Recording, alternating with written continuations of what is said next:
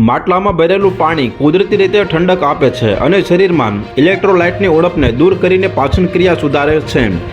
આ ઉપરાંત માટલાનું પાણીમાંથી ગંદકી અને ઝેરી તત્વોને દૂર કરીને વોટર પ્યુરિફાયરનું કામ કરે છે. માટલાનું પાણી પીવું સ્વાસ્થ્ય માટે ખૂબ જ ફાયદાકારક માનવામાં આવે છે. આમ છતાં ઘણી વખત માટલામાં ભરેલું પાણી લાંબા સમય સુધી પીતી વખતે કેટલીક બેદરકારી સ્વાસ્થ્ય માટે હાનિકારક બની શકે છે. ઘણી વખત લોકો માટલામાંથી પાણી પીવા માટે માટલાની અંદર હાથ બોળે છે, પણ આવું બિલકુલ ન કરો. આ કરતી વખતે કેટલીક વાર હાથ અથવા નખમાં જમા થયેલી ગંદકી પાણીને ગંદુ અને દૂષિત કરી શકે છે, જેના કારણે સ્વાસ્થ્ય સંબંધિત ગંભીર સમસ્યાઓ ઊભી થઈ શકે છે. માટલામાં પાણીનો સંગ્રહ કરતી વખતે માટલાને ઢાંકીને રાખવાનું ખાસ ધ્યાન રાખવું.